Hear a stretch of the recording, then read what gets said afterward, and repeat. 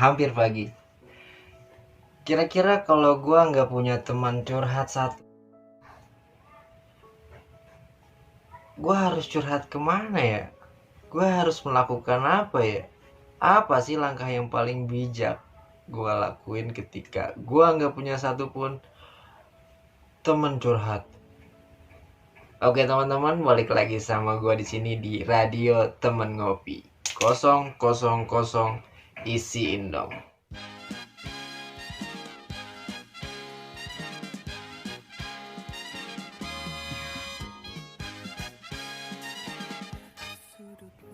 Kadang-kadang kita ngerasa hidup di dunia ini sendirian ya teman-teman.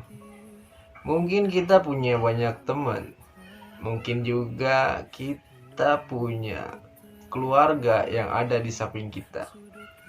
Tapi nggak semua dari mereka loh teman-teman yang bisa atau mampu mendengarkan curhatan kita dengan baik. Setuju? Lalu apa sih yang paling bijak kita lakuin ketika kita nggak punya teman curhat satupun yang mampu dan bisa mendengarkan dengan baik?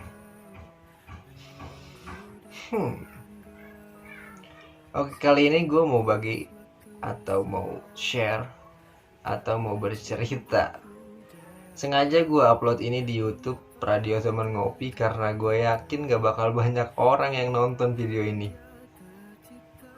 Ini adalah suatu hal rahasia atau sesuatu yang lagi atau sedang gue rasain saat ini ketika ya benar-benar gak punya teman curhat satupun.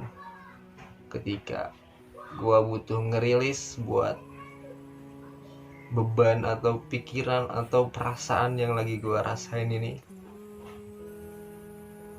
gue butuh curhat tapi nggak ada satupun loh teman gue yang bisa atau mampu buat gue jadiin pendengar yang baik.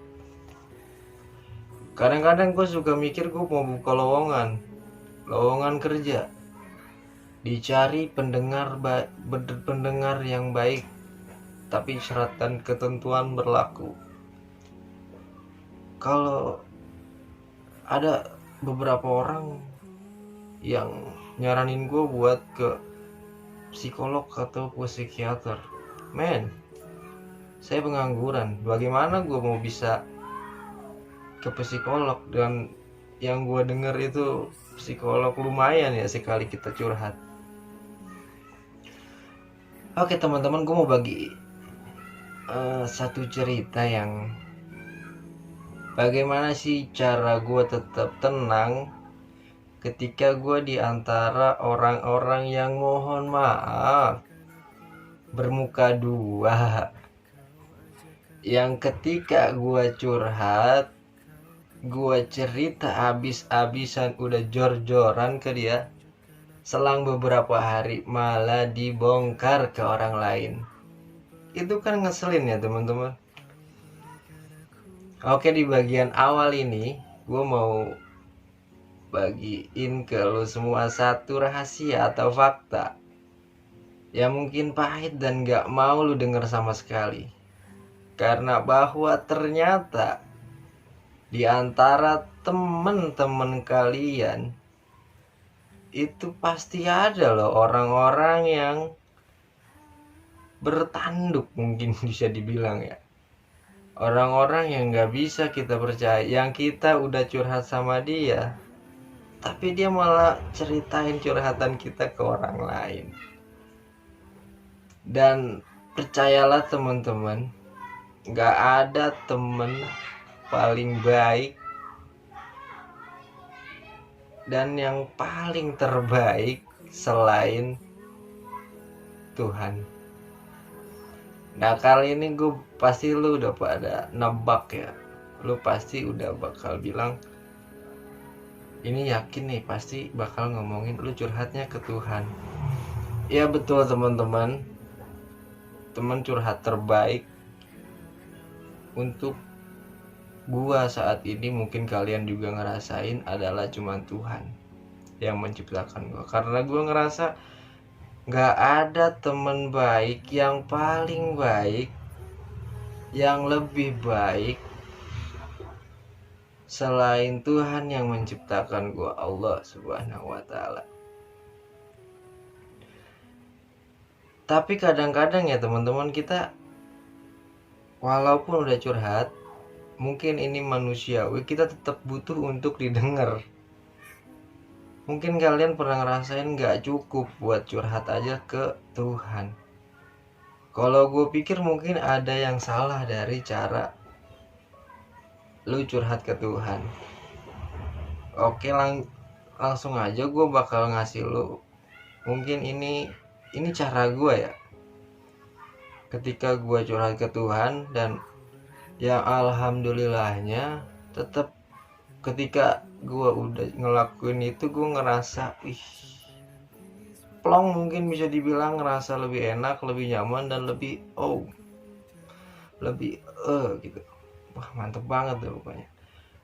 Cara yang pertama buat lu curhat ke Tuhan, lu cari tempat paling sepi, paling nyaman yang lu punya, yang lu ngerasa di situ nggak ada satu orang pun yang bakal denger lu curhat, nggak ada satu orang pun yang ngelihat lu curhat. Lu cari tuh tempat.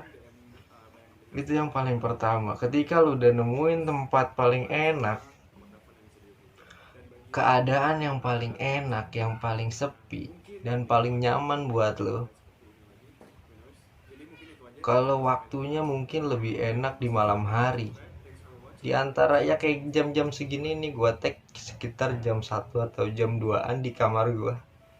Makanya agak gelap, dan sini gua kasih lampu cahaya HP satu gua yang satu lagi. Kalau gue rekam ini pakai HP gue juga yang satu lagi. Jadi jam 1 jam 2-an mungkin orang tua gue lagi pada tidur, dan mungkin kedengeran pasti cuman kecil-kecil aja karena ada jarak agak jauh antara kamar gue dan kamar emak gue. Dan itu yang pertama. Kalau lu mau curhat dan curhatnya enak, lu cari tempat sepi dimana lu bener-bener ngerasa cuma ada diri lu dan alam semesta dan Tuhan pencipta lu di situ. Ketika lu udah nemuin tempat dan keadaan yang sepi dan nyaman, sebelum lu ngelakuin curhat, gue punya tips satu lagi. Lu coba mandi dulu dah. Kalau di agama Islam, misalkan jam 1 jam 2 lu bisa sholat tahajud. Nah, lu cobain sholat tahajud tanpa mandi dulu, lalu lu cobain lagi sholat tahajud tapi mandi dulu. Itu rasanya beda teman-teman. Itu lu bakal ngerasa lebih seger, lebih khusyuk mungkin ya, lebih fokus lah. Jadi yang pertama, lu cari tempat yang paling enak, yang paling nyaman, yang paling sepi. Selanjutnya lu mandi dulu teman-teman. Lalu yang ketiga, lu harus percaya kalau Tuhan lu itu ada. Tuhan lu itu ada. Lalu yang keempat, ini mungkin lebih penting dari yang tiga tadi. Curhatlah melalui hati dengan mata terpejam atau merem. Pasti kalau lu lagi curhat ke Tuhan, misalkan lu udah sholat tahajud apa segala macem, lalu lu ada di sesi curhat, dan kalau gue pribadi nggak banyak minta, tapi lebih banyak ya kayak ngobrol aja sama temen gitu. Gue ceritain ini gue lagi kayak gini, gue kayak gini, ini gue harus bagaimana, tetap minta sih ya ujung-ujungnya. Dan ketika lu ada di posisi ke yang nomor 4 ini, ketika lu lagi ngobrol atau lu lagi curhat ini, curhatin apa isi hati lu sambil merem.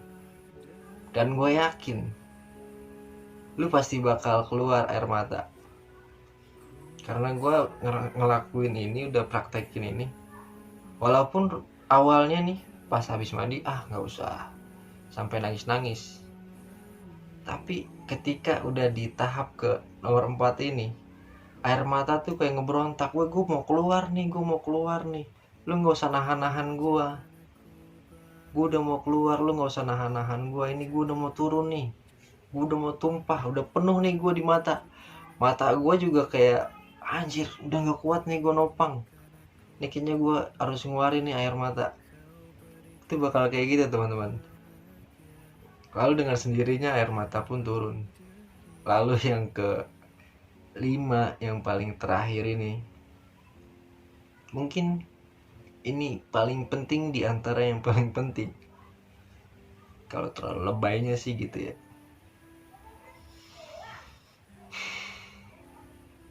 Ketika lu udah dapet tempat yang nyaman, lalu selanjutnya lu udah mandi, lalu selanjutnya lu udah percaya kalau lu di situ hadir Tuhan lu, lalu yang keempat lu udah curhatin isi hati lu, yang terakhir ini lanjut part 2, enggak bercanda. Yang terakhir ini, kalau lu yang keempat tadi pas lu lagi curhat nggak nangis, di terakhir ini gua wajibin lu harus bisa nangis kalau emang pas keempat itu nangis. Buat hal atau pikirkan apapun yang bisa bikin lu nangis, itu yang paling terakhir. Karena di saat itulah, saat lu nangis itulah lu ngerasa lagi ngerilis beban lu, masa lalu, isi hati lu. Ketika lu lagi nangis itu bakal enak banget. Dan kalau misalkan ada lu dibilang lebay atau alay lah nangis, mungkin kalau lu nangisnya kayak si Fajar Set Boy, nangis karena diputusin pacarnya, mungkin ya kalau menurut gue sih agak lebay. Tapi untuk sebagian orang mungkin enggak. Tapi ini lu nangis di posisi lu lagi curhat ke Tuhan lu, ya nggak apa-apa dong. Dan lu ada di posisi yang tempat pertama tadi, sepi, nyaman, nggak ada siapapun, nggak ada satu orang pun yang ngelihat lu dan denger lu. Jadi itu bukan, nangis itu bukan sesuatu yang lu lemah lu, enggak. Emang lu sebagai manusia ya lu butuh nangis, percayalah, lu butuh nangis. Itu aja teman-teman. Oh iya, nanti mungkin untuk kedepannya, kalau lu punya cerita di hampir pagi, di penghujung malam, lu boleh, nanti gua taruhin email kita di deskripsi, lu boleh kirim email, nanti bakal gue bacain di sini di hampir pagi. Dan lu nggak usah nyebutin nama lu kalau emang lu nggak mau disebutin nama lu. Tapi kalau lu mau disebutin juga nama lu taruh aja nama lu, asal daerah mungkin, atau cukup nama aja. Kalau cerita lu nanti lu kirim ke email kita, nanti bakal gua bacain. Gitu aja teman-teman, see you next time.